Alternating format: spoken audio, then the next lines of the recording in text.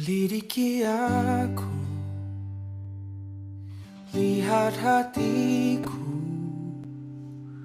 apakah ku sungguh mengasihimu, Yesus.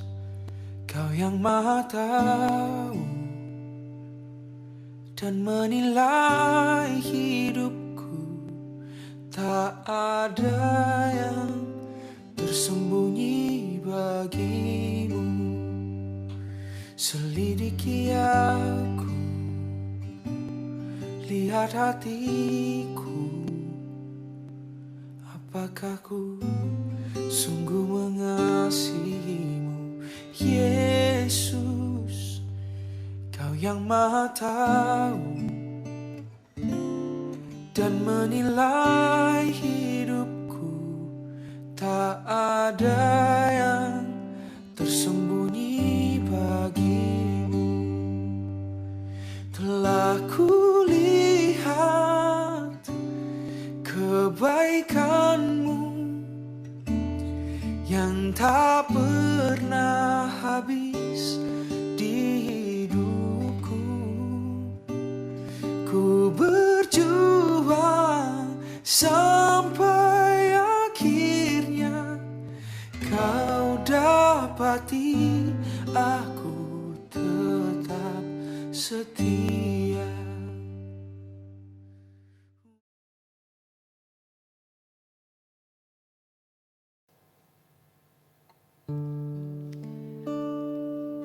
Hello fams, welcome to our online celebration hari ini. Saya mau ajak family semua di rumah untuk nyembah Tuhan kita. Dia yang mati untuk kita, bangkit lagi untuk kita.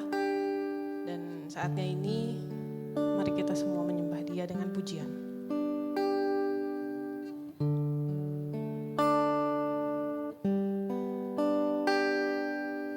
Engkau satu yang ku tahu, Engkau satu yang ku mau, hanya Engkau Tuhan yang hidup, yang ku percaya, hanya Yesus yang ku tahu, hanya Yesus yang ku mau, yang mati bagiku, yang bangkit untukku, dan tiada yang seperti Engkau, Bapa. Inilah imanku, kan ku sembah Kau Yesus, Tuhanku.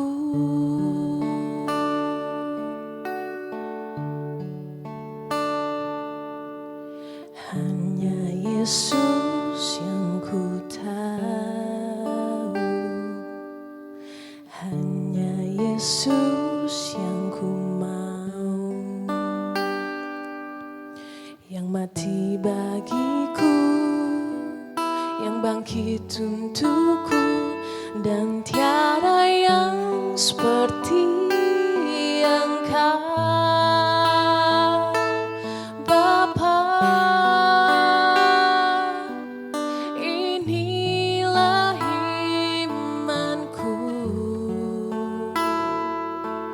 kan ku sembah Kau Yesus,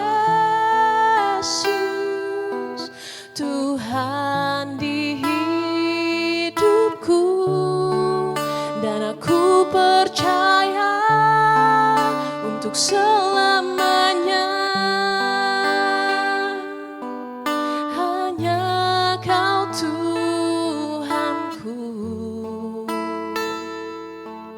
kan ku sembah Kau Yesus, Tuhanku.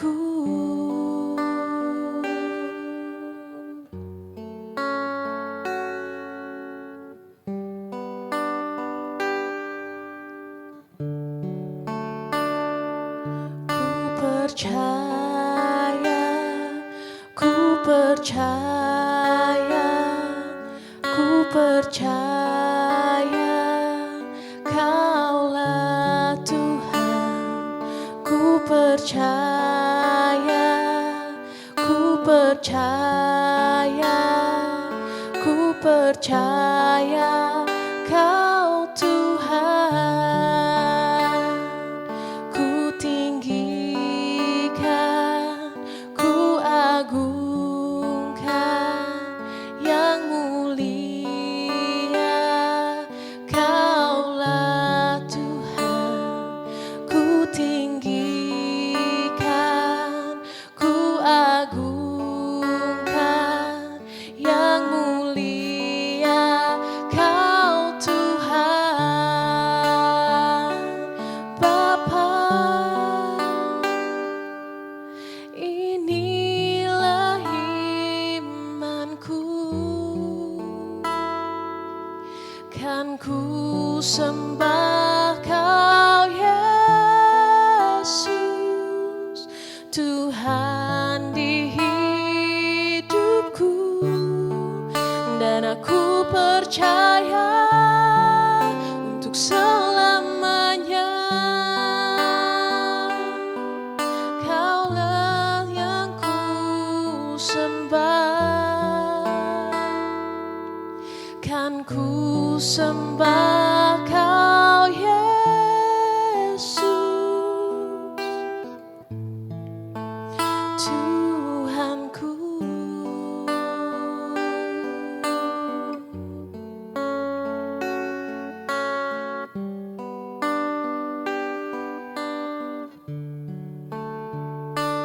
Ku percaya, ku percaya, ku percaya Kaulah Tuhan. Ku tinggikan, ku agungkan Yang mulia. Kau Tuhan.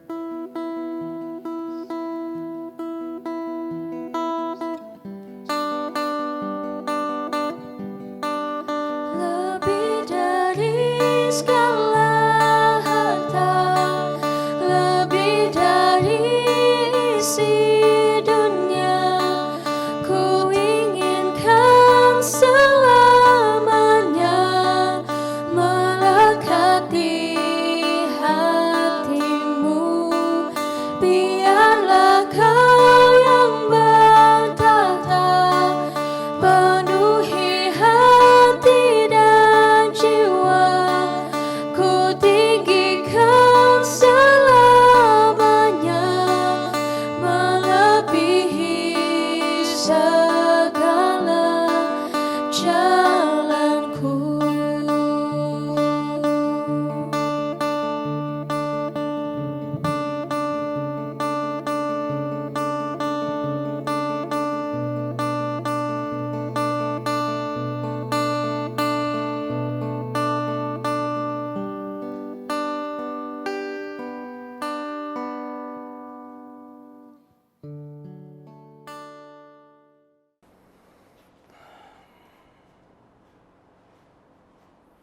Shalom brothers and sisters, greetings buat semua member-member, family members di YJF. Ketemu lagi kita di Celebration at Home di bulan November. Setelah bulan lalu kita belajar mengenai bagaimana kita bisa dipanggil untuk masuk ke dalam bahtera, ke dalam satu perahu bersama dengan Tuhan Yesus. Lalu kita juga belajar bagaimana kita semua sudah dipilih atau menjadi orang-orang pilihan Allah. Dan tentu di akhir minggu kemarin, di akhir minggu di bulan Oktober, kita juga sudah belajar bagaimana di dalam perahu ini ada ground rules, ada aturan utama, yaitu 2 hukum utama yang Tuhan Yesus berikan kepada kita. Memasuki bulan November ini, kita akan belajar bagaimana kita harus bertindak atau apa yang harus kita lakukan ketika kita sudah ada di dalam perahu. Apakah ketika kita sudah dipanggil, dipilih, dan kita sudah masuk ke dalam perahu atau bahteranya Allah menuju kekekalan, kita bisa bertindak berbuat seenak-enaknya, atau kita ada sesuatu, ada kewajiban, ada hal yang harus kita lakukan. Nah, kita akan belajar tentang semuanya ini di bulan November. Dan untuk memulai, kita akan memulai dengan doa. Saya ajak brothers and sisters, teman-teman semua yang menyaksikan Celebration at Home saat ini, kita satukan hati, kita berdoa di dalam nama Bapa dan Putra dan Roh Kudus. Amin. Bapa kami yang baik, yang bertata di dalam kerajaan surga, kami mengucap syukur dan berterima kasih buat setiap kasih dan berkat-Mu yang tercurah di dalam kehidupan kami. Kami percaya bahwa Engkau memelihara kami sampai dengan hari ini, kami boleh rasakan. Terima kasih juga kalau kami masih boleh berkumpul ataupun berada bersama-sama dengan seluruh keluarga kami. Terima kasih juga kalau kami masih boleh menikmati acara atau ibadah kami di Celebration at Home kali ini. Kami mau berdoa dan mengundang Engkau ya Roh Kudus untuk boleh datang dan hadir bersama-sama dengan kami, mengalir, memenuhi setiap hati kami dengan kasih-Mu, dan setiap orang yang mendengarkan celebration ini juga dengan kasih-Mu, dengan kuasa-Mu, dengan hadirat-Mu. Dan biarlah saat ini Roh Kudus, setiap perkataan yang keluar adalah isi hati-Mu, setiap firman yang dibagikan memberikan kekuatan dan lebih terutama membawa kasih, damai, sejahtera, dan sukacita bagi setiap orang yang mendengarkan. Kami serahkan seluruh hidup kami ke dalam tangan-Mu ya Yesus, karena hanya Engkaulah satu-satunya Tuhan dan Juru Selamat di dalam hidup kami. Terima kasih buat segalanya, kemuliaan kepada Bapa dan Putra dan Roh Kudus, seperti pada permulaan, sekarang, selalu, dan sepanjang segala masa. Amin. Dalam nama Bapa dan Putra dan Kudus. Amin. So brothers and sisters, setelah kita belajar di minggu lalu di dalam kelompok kecil dari gadis bijaksana dan gadis bodoh, bagaimana kita menjelang atau menghadapi kedatangan mempelai atau Kristus yang kedua kali, kita harus bertindak bijaksana, kita harus belajar untuk bersiap-siap. Tema kita di bulan November ini adalah Stay Alert, Stay Alive. Dan di minggu ini dari bacaan Injil di dalam kitab Matius ayat 25, pasal ke-25 ayat 14 sampai 30, kita belajar bagaimana Tuhan mempercayakan segala sesuatu kepada kita untuk kita bisa kelola dan kita bisa bertanggung jawab. Dan ada 3 hal, saya nggak akan baca keseluruhan dari ayat bacaan Injil kali ini. Saya minta mungkin brothers and sisters untuk membaca dan membuka kitab sucinya masing-masing. Dari Matius 25 ayat 14 sampai 30. Ada beberapa poin penting yang kita perhatikan di dalam bacaan Injil kali ini. Yang pertama dari Matius 25 ayat 14. Demikian firman Tuhan. Sebab hal kerajaan sorga sama seperti seorang yang mau berpergian ke luar negeri, yang memanggil hamba-hambanya dan mempercayakan hartanya kepada mereka. Yang seorang diberikannya 5 talenta, yang seorang lagi 2, dan yang seorang lain lagi 1. Masing-masing menurut kesanggupannya, lalu ia berangkat. Dari ayat tersebut, kita bisa menyadari bahwa sesungguhnya kehidupan kita ini adalah bukan milik kita. Segala sesuatu yang kita punya ini bukan sepenuhnya milik kita. So kalau kita baca di dalam ayat ini, kita hanya seorang pengelola. We are just a steward, not the owner. Ada banyak dari kita yang merasa bahwa hidup kita ini adalah milik kita sendiri. Kita bisa lakukan sebebas-bebasnya. Kita bisa ambil apa yang menjadi kehendak kita. Kita bisa lakukan, yes, true. Seperti bulan lalu kita belajar bahwa ada free will, ada kehendak bebas yang Tuhan berikan kepada kita sebagai privilege-nya kita manusia. Tapi kalau kita menyadari bahwa sesungguhnya bahwa segala sesuatu yang kita lakukan di dunia ini akan menentukan kehidupan kita di kekekalan. Dan segala sesuatu yang kita lakukan baik itu di dalam hidup kita sehari-hari maupun di dalam hidup kita secara rohani, itu akan menentukan kehidupan kita nanti di kekekalan. Dan kalau kita mungkin bertanya, apa sih yang dimaksud dengan talenta? Talenta itu adalah segala sesuatu yang dipercayakan Allah kepada kita, dan kita bertanggung jawab untuk mengelolanya dengan sebijaksana mungkin. Dan kalau di ayat ini juga kita melihat bahwa ternyata setiap orang itu diberikan berbeda-beda, tapi setiap orang punya. Kenapa setiap orang diberikan berbeda-beda? Karena Tuhan tahu kesanggupan kita masing-masing. Tuhan tahu seberapa besar tanggung jawab yang bisa Tuhan berikan kepada kita. Karena kalau misalnya kita menanggung sesuatu yang lebih daripada kemampuan kita, mungkin kita akan jatuh, mungkin kita akan gagal. Dan Tuhan menjaga itu dengan memberikan masing-masing menurut kesanggupannya. Jadi yang pertama adalah we are just a steward, not the owner. Kita hanya seorang pengelola, bukanlah pemilik dari kehidupan kita ini atau segala sesuatu yang ada di dalam hidup kita. Lalu poin yang kedua, di dalam Matius 25 ayat 23, firman Tuhan katakan demikian. Maka kata tuannya itu kepadanya, baik sekali perbuatanmu itu, hai hambaku yang baik dan setia. Engkau telah setia memikul tanggung jawab dalam perkara yang kecil. Aku akan memberikan kepadamu tanggung jawab dalam perkara yang besar. Masuklah dan turutlah dalam kebahagiaan Tuanmu. Perhatikan baik-baik kata engkau telah setia memikul tanggung jawab dalam perkara yang kecil. Brothers and sisters, kalau kita baca di dalam bacaan Injil, ada 5, ada 2, ada 1. Yang 5 itu dia mengembangkan keluar menjadi 10. Yang 2 dia juga mengembangkan keluar talentanya menjadi 4. Dan ketika mereka kembali, ketika tuannya kembali, mereka mempertanggungjawabkan, mereka melaporkan apa yang mereka sudah lakukan. Dan tuannya bilang bahwa engkau telah setia memikul tanggung jawab yang dalam perkara yang kecil. Dan tuannya bilang, aku akan memberikan kepadamu tanggung jawab dalam perkara yang besar. So brothers and sisters, it's all started from a small things. It is always started from a small thing. Jadi selalu semuanya itu bermula dari sesuatu yang kecil.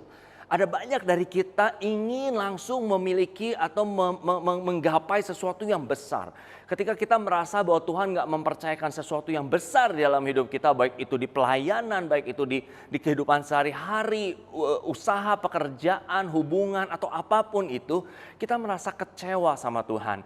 Kita merasa bahwa Tuhan nggak adil. Atau mungkin kita datang sesuatu yang kecil, diberikan di dalam pelayanan, tanggung jawab yang kecil, dan kita meremehkan itu. Karena kita ngerasa bahwa itu nggak pantas buat gua. Itu kayaknya, aduh, pelayanannya cupu banget gitu ya. Jadi kita melewatkan, kita mengabaikan sesuatu yang kecil. Padahal di dalam ayat ini kita melihat bahwa segala sesuatu yang dipercayakan Tuhan kepada kita itu selalu dimulai dari hal-hal yang kecil. Dan ketika kita bisa setia untuk melakukan hal kecil, maka Tuhan akan menambahkan porsi tanggung jawab kita. Tuhan akan menambahkan lagi untuk kita bisa menerima dan mengerjakan sesuatu yang lebih besar. Dan ada banyak orang melewati hal-hal ini, melewati semua hal-hal kecil karena terlalu fokus kepada apa yang besar. Brothers and sisters, di masa saya dulu ketika saya menyadari tentang ayat ini, saya mulai belajar untuk selalu melihat tidak pernah melewatkan sesuatu hal yang kecil. Baik di dalam pekerjaan ataupun di dalam pelayanan. Di dalam pekerjaan seringkali saya menerima proyek-proyek yang nilainya kecil. Seringkali saya dapat ada orang yang datang dan dia bilang mungkin proyeknya cuma segini, nilainya cuma segini. Kira-kira gimana ya? Oke nggak? Mau diterima nggak? Dan saya belajar ketika saya mengerti ayat ini, saya belajar untuk menerima. Saya belajar untuk melayani mereka seperti saya mendapatkan proyek yang besar. Kenapa? Karena saya percaya bahwa segala sesuatu di dalam Tuhan itu dimulai dari hal kecil. Dan kita nggak pernah tahu apa yang akan Tuhan percayakan kepada kita melalui orang tersebut. Dan dalam pengalaman hidup saya ada beberapa momen di mana ketika orang itu datang dengan suatu nilai yang kecil dan ternyata di kemudian hari mereka bisa datang membawa satu pekerjaan yang lebih besar. Dan itu saya sering mengalami hal seperti itu. Dan ketika saya menyadari, saya menjadi lebih aware dan saya menjadi nggak lebih abai terhadap hal-hal yang kecil. So brothers and sisters, saya mengajak teman-teman semua untuk mulai memperhatikan, mulai menghargai setiap hal kecil yang terjadi di dalam hidup saudara dan saudari. Dan ketika kita bisa melakukan semua hal-hal dimulai dari yang kecil dengan setia, maka percaya kepada saya Tuhan Allah akan memberikan tanggung jawab yang lebih besar kepada kita semua, kepada kalian semua. Jadi yang kedua adalah it's always started from a small things. Hal yang ketiga yang ada di dalam Matius yang ayat yang kedua 223, saya ambil dari terjemahan The Message. The servant with the 2,000 showed how he also had doubled his master's investment. His master commanded him, "Good work, you did your job well. From now on, be my partner." Saya ulangi sekali lagi supaya kita bisa memperhatikan detail dari ayat ini. The servant with the 2,000 showed how he also had doubled his master's investment. His master commanded him, "Good work, you did your job well. From now on, be my partners." Brothers and sisters, kalau kita perhatikan dari ayat tersebut, ayat ini memulai posisi orang tersebut atau posisi kita, boleh dibilang kita saat ini, dari servant, dari seorang pelayan, dari seorang hamba. Dan ketika kita bisa melakukan atau menjalankan tanggung jawab dengan baik, setiap pekerjaan yang dipercayakan oleh Tuhan kepada kita dengan baik, maka status kita berubah naik menjadi partner. So the servant becomes a partner. Seorang hamba, seorang pelayan berubah menjadi partner, menjadi rekan kerja. Mungkin teman-teman tahu kalau kita sebagai seorang hamba atau seorang pelayan atau seorang pekerja, kita hanya digaji bulanan. Dan kita akan hanya hidup cukup mungkin uangnya untuk 1 bulan. Tapi ketika kita berubah status di dalam perusahaan kita menjadi seorang partner, maka kita nggak cuma terima lagi hanya sekedar gaji 1 bulanan. Tapi kita juga terima apa yang menjadi bagian dari perusahaan. Kita menerima profit sharing, kita menerima bagian yang lebih, kita menjadi bagian dari perusahaan itu. Nah, sebegitu luar biasanya kita ketika kita benar-benar dapat dipercaya di dalam mengerjakan setiap tanggung jawab yang Tuhan sudah percayakan kepada kita dari hal yang kecil, maka pada akhirnya atau di dalam perjalanan hidup kita, kita akan bisa menikmati apa yang Tuhan miliki. Mungkin teman-teman pernah dengar cerita tentang kisah si anak bungsu dan sulung. Dan ketika si anak bungsu pulang, ayahnya mengadakan pesta. anak sulung dari ladang pulang dan dia marah kepada bapaknya karena dia merasa tidak pernah diberikan haknya atau nggak pernah diberi kesempatan untuk mengadakan pesta dengan teman-temannya. Tapi jawaban dari bapaknya sungguh luar biasa. Bapaknya bilang, apa yang aku miliki, engkau miliki. Jadi bapaknya bilang bahwa kalau kita sebagai anak, kita sebagai partner, perusahaan ini, apa yang saya miliki, itu kamu juga miliki. Karena kita menjadi bagian dari perusahaan ini. Begitu juga kita ketika kita melakukan tanggung jawab kita dengan baik, kita diangkat dari hanya seorang pelayan menjadi bagian, menjadi partner, rekan kerja di dalam kerajaan Allah. Jadi ada status yang berubah di dalam ayat ini, naik dari seorang pelayan menjadi seorang rekan kerja atau rekan di dalam perusahaan, partner.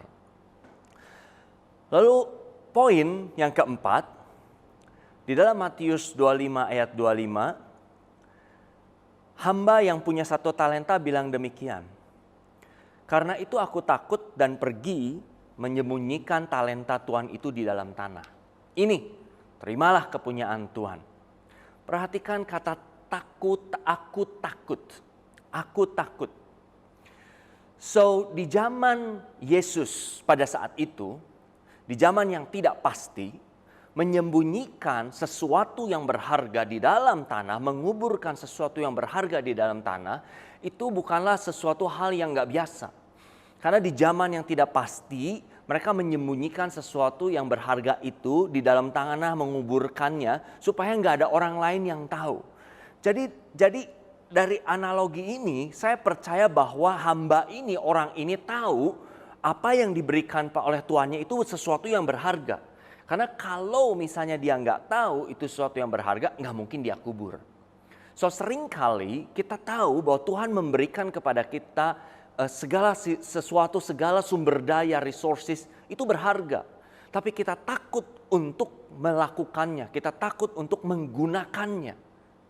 So afraid to use our resources will block us from our destiny. Ketakutan untuk menggunakan segala sesuatu yang Tuhan Allah percayakan kepada kita akan menghalangi kita untuk kita mencapai tujuan, untuk kita mencapai destiny kita, yaitu hidup kekekalan. Dan di ayat ini, di dalam bacaan Injil kita bisa tahu, kita bisa baca bahwa hamba yang punya 1 talenta itu pada akhirnya nggak masuk. Dia dibawa ke satu tempat yang ratap kertak gigi yang saya percaya itu adalah kegelapan. So, ketakutan membuat kita tidak bisa untuk mencapai kita kepada tujuan kita. So, pertanyaannya mungkin takut apa? Apa yang ditakutin? Pertama, kita takut untuk menerima tanggung jawab. Kedewasaan itu seringkali dihubungkan dengan responsibility. Dan ketika kita nggak dewasa, seringkali kita nggak mau terima tanggung jawab. Kita takut untuk menerima tanggung jawab. Lalu kita takut untuk dihakimi. Kita takut juga akan apa yang orang pikir tentang kita. Lalu kita takut untuk keluar dari comfort zone-nya kita. Seringkali kita udah nyaman di dalam hidup kita dan ketika kita tahu kita harus menggunakan apa yang Tuhan sudah berikan kepada kita, kita takut untuk keluar dari comfort zone-nya kita. Takut untuk gagal, takut kritik, takut pendapat orang lain, atau takut salah mengerti. Karena di dalam pekerjaan, di dalam pelayanan pun seringkali kita ada terjadi misunderstanding. Kita harus menyelesaikan konflik-konflik dan kita ketakutan akan semua kesalahpahaman yang terjadi. Atau yang terakhir, kita takut juga akan pengorbanan dan kerja keras yang harus kita lakukan ketika kita mau menggunakan resources yang Tuhan berikan kepada kita. So ketakutan tersebut akan menghalangi kita untuk mencapai destiny kita. Mungkin brothers and sisters bertanya juga, ada mungkin beberapa yang bilang bahwa saya nggak punya resources, Tuhan gak kasih saya kemampuan apa-apa. Beberapa hari kemarin ada satu orang chat saya, dia bilang saya kayaknya gak bisa ngapa-ngapain deh. Saya gak tahu saya bisanya apa. tolong bantu saya temuin. Kayaknya saya kehabisa, dia bilang gitu. Ya. Atau seperti tadi orang ini bilang bahwa saya tahu saya harus lakuin tapi saya takut untuk melakukannya. Atau mungkin juga ada orang-orang yang nggak tahu apa aja sih resources yang Tuhan udah berikan kepada kita. Brothers and sisters, ada 3T. Ada 3T yang kita bisa lakukan, yang kita bisa berikan sebagai resources yang Tuhan percayakan, yang semua orang punya. Gak cuman sebagian orang, semua orang punya. T yang pertama adalah time, waktu. Semua orang punya waktu. Waktu kita dimulai dari kita dilahirkan dan berakhir ketika kita mati. Semuanya kurang lebih ada 25.000 hari dan semua sama punyanya. Kira-kira kurang lebih sekian. Ya, waktu kita sangat berharga dan nggak bisa disimpan seperti di dalam lumbung, seperti padi atau seperti gandum, nggak bisa. Ya, dan ketika momen itu lewat, selesai. Selamanya. Waktu nggak bisa diputar balik. Kalau bisa diputar balik, saya pengen diputar balik supaya saya bisa muda terus. Tapi pertanyaannya nggak bisa. Ketika saya udah lewat, ketika kita udah melewati 20, ya selesai. Saya nggak bisa muter lagi ke 20. Ya. Dan kehidupan kita di dunia ini adalah peziarahan kita menuju kehidupan kita di surga. Kehidupan kita di kekekalan.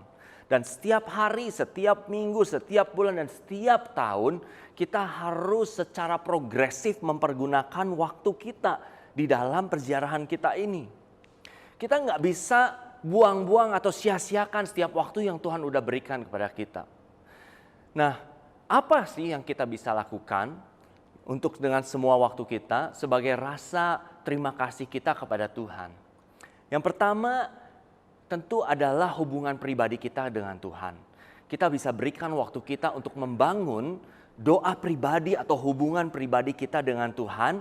Kita bisa ceritain semuanya sama Tuhan. Kita bisa ceritain kegagalan kita, kesuksesan kita. Dan kita bisa membangun hubungan kita setiap hari dengan Tuhan. Dan kita bisa minta guidance setiap hari dari Dia.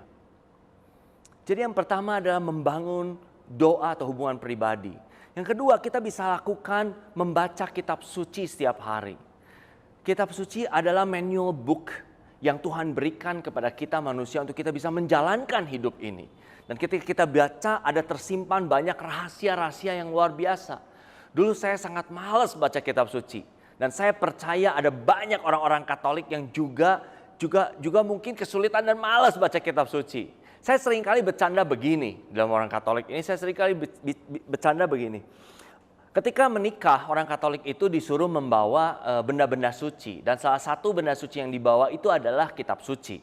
Dan ketika kitab suci itu diberkati, selesai di pernikahan, mungkin orang Katolik berpikir bahwa ini adalah sesuatu yang sakral. Ini adalah sesuatu yang kudus, yang suci, benda suci. Maka karena saking sakralnya, saking sucinya, ketika selesai saya langsung masukin ke dalam lemari.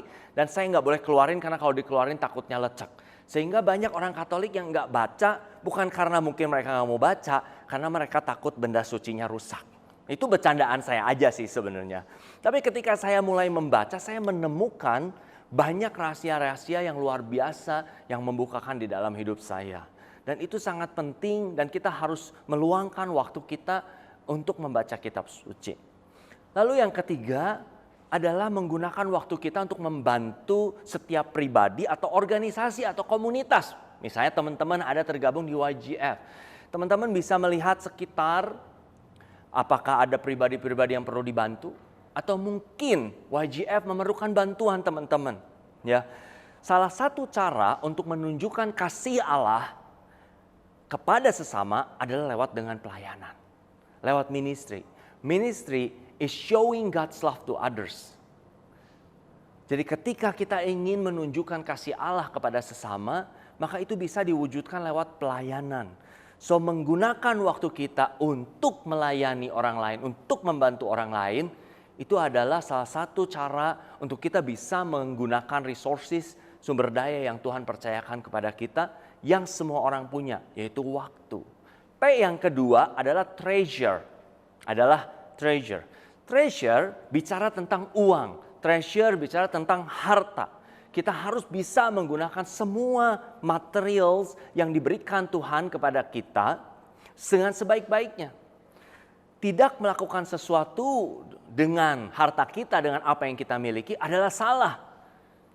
Nah, ada dua hal yang kita bisa lakukan untuk kita bisa menggunakan harta kita sebagai rasa terima kasih kita kepada Tuhan. Yang pertama, karena Tuhan adalah pemberi dan pemilik. Ingat ya, tadi kita bilang bahwa we are just a steward, not the owner. So God is the giver and the owner. So apa yang kita lakukan dengan apa yang kita punya, kita kembalikan sebagian persentase yang kita miliki dari harta yang kita miliki kepada Tuhan lewat rumahnya. Dan kita berikan sebagai rasa terima kasih kita, rasa syukur kita kepada Tuhan. Itu yang pertama. Yang kedua, kita lihat kepada orang-orang sekitar. Neighbors, tetangga-tetangga atau orang-orang sekitar yang membutuhkan. Atau mungkin lebih spesifik lagi, poor people, orang-orang miskin. Kita bisa membagikan uang kita atau barang-barang material kita kepada setiap orang yang membutuhkan. Kepada keluarga, komunitas, masyarakat, keuskupan, paroki, atau mungkin kepada dunia. Itu adalah salah satu cara kita bisa membagikan dan menggunakan apa yang kita miliki, harta yang kita miliki bagi kebaikan bersama.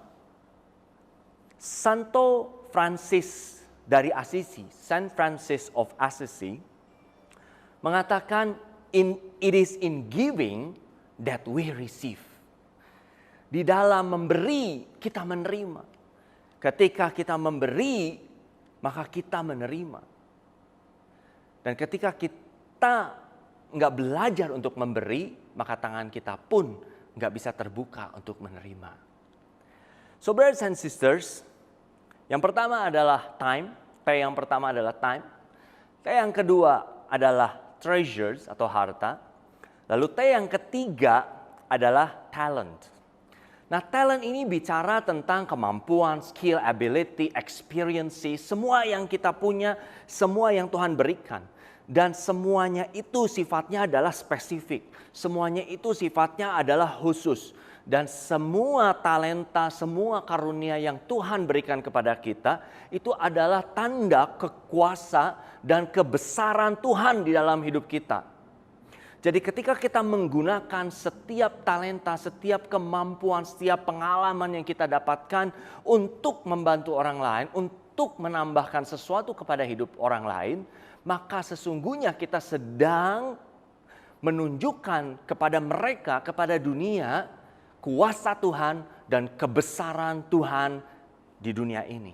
Lewat kita, lewat diri kita. Dan kita semua adalah sebagai penggantinya tangannya Tuhan, kakinya Tuhan, dan matanya Tuhan.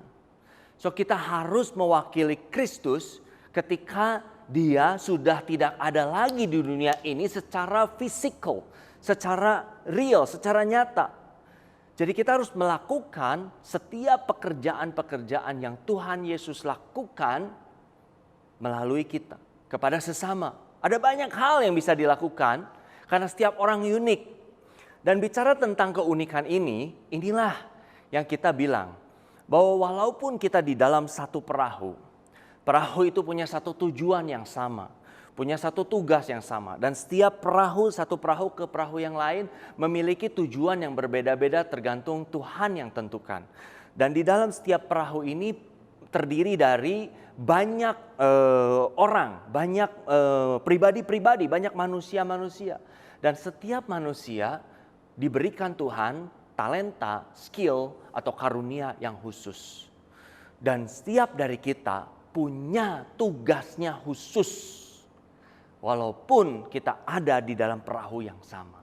Dan tugas yang khusus itu hanya bisa dilakukan spesifik oleh teman-teman masing-masing. Dan tidak bisa dilakukan oleh orang lain. Karena itu adalah spesifik, itu adalah tugas khusus. Dan ketika kita walaupun ada di dalam satu perahu misalnya YGF ini. Dan ketika satu bagian, satu orang tidak melakukan tugasnya yang diberikan Tuhan sesuai dengan talenta, dengan karunia, yang diberikan skill atau ability, kemampuan yang diberikan Tuhan kepadanya, maka hal itu akan mengganggu bagian yang lain. Karena kita adalah satu tubuh Kristus. So brothers and sisters, sangat penting untuk kita bisa mengerti apa yang Tuhan berikan secara khusus kepada kita. Kita mulai melihat, belajar apa yang Tuhan berikan, skill apa yang Tuhan berikan kepada kita. Kemampuan apa yang Tuhan berikan kepada kita. Ketalenta atau karunia atau pengalaman-pengalaman.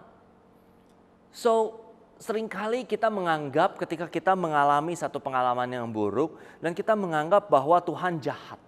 Tapi di dalam pengalaman saya, setiap pengalaman buruk yang saya lalui itu ternyata menjadi pelayanan saya yang terbesar hari ini. Pernah satu kali waktu ketika saya merenung, saya menyesal. Saya menyesal karena saya tahu bahwa saya baca Philip Mantova, dia memulai dari umur 17 tahun. Lalu Billy Graham, dia bertobat dari umur 16 tahun. Dan dia memulai pelayanan dari umur-umur muda. Sehingga akhirnya dia di umur 30-an, 40-an dia menjadi satu pelayan Tuhan yang besar. Lalu ketika saya merenung, saya bilang, aduh Tuhan, saya nyesel banget. Karena dulu saya ngerasa bahwa saya menghabiskan atau menyia-nyiakan waktu muda saya. Coba kalau misalnya dulu saya bertobat lebih dulu.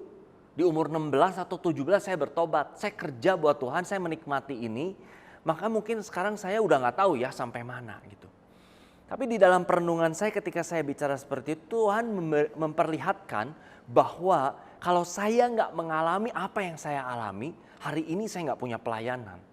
Karena ketika saya terjerumus di dalam obat-obatan, saya melayani hari ini anak-anak muda yang juga terjerumus di obat-obatan. Dan ketika mereka datang, saya bisa melayani mereka dengan baik karena saya pernah ada di posisinya mereka. Ataupun juga di dalam keluarga, rumah tangga. Rumah tangga kami berantakan di awal, 2 kali mau cerai. Dan ketika sekarang ada orang-orang datang bergumul dengan rumah tangganya, saya bisa menghadapi mereka dengan baik karena saya pernah ada di posisinya mereka. Ataupun mungkin parenting, apapun yang setiap pergumulan, pengalaman yang saya alami, ternyata hari ini menjadi pelayanan saya yang terbesar. So brothers and sisters, ada banyak sekali yang Tuhan berikan kepada kita secara spesifik. Santo Petrus, Saint Peter mengatakan demikian. Each one of you has received a special grace. So like good stewards, responsible for all these different graces of God. Put yourself at the service of other. Setiap dari kita sudah menerima karunia, sebuah karunia yang spesial, yang khusus. Dan seperti seorang steward, pengelola yang baik, yang bertanggung jawab, maka kita sebaiknya menggunakan itu semua untuk melayani orang lain. So brothers and sisters, saya nggak tahu apa yang Tuhan percayakan kepada teman-teman semua masing-masing secara pribadi, secara khusus. Skill apa yang Tuhan percayakan, talenta apa yang Tuhan percayakan, ataupun tugas khusus apa yang Tuhan berikan kepada kalian semua. Tapi saya percaya ketika Tuhan berikan itu, mulailah ambil bagian bertanggung jawab untuk setiap yang Tuhan sudah percayakan kepada kita secara khusus, baik itu dalam bentuk skill, talenta, kemampuan, ataupun pengalaman. Karena di dalam Roma 14 ayat 12, Santo Paulus katakan demikian, jadi kita masing-masing harus mempertanggungjawabkan segala perbuatan kita kepada Allah. So brothers and sisters, pada akhirnya nanti, ketika kita pada terakhir kita menghadap Allah, maka apapun yang Tuhan percayakan kepada kita, baik itu dalam bentuk waktu, dalam bentuk harta, treasures, ataupun dalam bentuk talent, skill yang khusus, ability, maka masing-masing dari kita itu akan mempertanggungjawabkan apa yang Tuhan sudah berikan kepada kita di akhir nanti. So pertanyaannya adalah, apakah pada akhirnya nanti ketika kita sudah melakukan semua perjalanan ini, kita bisa mempertanggungjawabkan dan bilang sama Tuhan, Tuhan, ini yang Tuhan sudah berikan. Tuhan, saya sudah kembangkan apa yang Tuhan sudah percayakan. Sehingga Tuhan berikan sekian, saya sudah kembangkan jadi sekian. Dan Tuhan akan menjawab, good servant, you are faithful. Come and enjoy your master celebration. So brothers and sisters, untuk menutup ini, ada satu value di YGF. Value YGF adalah familia, dan satu value YGF adalah faithful, kesetiaan. Dan kita semua ada di dalam satu perjalanan yang sama. Kita semua punya pilgrimage, punya peziarahan yang sama di dunia ini. Dengan tugasnya khusus masing-masing setiap orang yang Tuhan sudah percayakan. So apa yang kita butuhkan sebagai seorang steward, sebagai seorang pengelola, supaya kita pada akhirnya kita bisa mengembangkan dan pada akhirnya kita bisa bertanggung jawab atas apa yang Tuhan sudah percayakan kepada kita. The answer is a learning heart. Sebuah hati yang mau belajar. Sebagai seorang pengelola yang mau terus mengembangkan setiap yang Tuhan percayakan, kita harus memiliki sebuah hati yang mau belajar. Hati yang mau belajar adalah hati yang mau dibentuk, hati yang mau terus-menerus berkembang. Dan ketika kita memiliki sebuah hati, a learning heart, sebuah hati yang mau belajar, maka itu akan membawa kita ke dalam perjalanan yang luar biasa. A learning heart brings amazing journey. Hati yang mau belajar membawa kita kepada satu perjalanan yang luar biasa bersama dengan Tuhan. Brothers and sisters, mari kita tutup celebration at home kita kali ini. Mari kita satukan hati kita. Kita mau berdoa, kita mau sama-sama minta Roh Kudus untuk terus mengajarkan kita untuk tidak berhenti sampai di sini. Tuhan Yesus, terima kasih buat firman-Mu pada hari ini. Kau telah berkata, Kau telah mengajarkan kepada kami untuk kami boleh menjadi seorang pengelola. Seorang pengelola yang setia, seorang hamba yang setia. Yang boleh mengembangkan segala sesuatu yang Kau percayakan kepada kami. Untuk kami boleh kembangkan dan pada akhirnya nanti kami boleh mempertanggungjawabkan segala sesuatu yang Kau percayakan kepada kami. Dan kami boleh masuk ke dalam pesta-Mu, kami boleh masuk ke dalam kerajaan-Mu. Berikanlah kepada kami saat ini hati yang terus mau belajar. Roh Kudus, Engkau terus jamah setiap hati kami, baik yang ada di sini maupun yang mendengarkan setiap celebration at home ini. Berikan kepada mereka hati yang mau belajar, jamah hati mereka, sehingga mereka boleh merasakan perjalanan yang luar biasa bersama dengan Engkau ya Roh Kudus, di dalam satu bahtera bersama-sama dengan saudara-saudara kami yang lain, di dalam satu perjuangan, satu peziarahan kami di dunia ini. Sehingga kami boleh bersama-sama pada akhirnya nanti mencapai tujuan di dalam kekekalan. Kami boleh masuk ke dalam rumah Bapa. Kami boleh masuk ke dalam pesta yang telah disediakan bagi kami di akhir dari hidup kami ini. Terima kasih buat segalanya. Kami serahkan seluruhnya ke dalam tangan-Mu. Berkat-Mu turun atas kami dan seluruh keluarga kami, pekerjaan dan juga pelayanan kami, studi kami, dan juga bisnis atau usaha kami. Berkat yang dari surga turun saat ini di dalam nama Yesus. Haleluya. Amin. Dalam nama Bapa dan Putra dan Roh Kudus. Amin.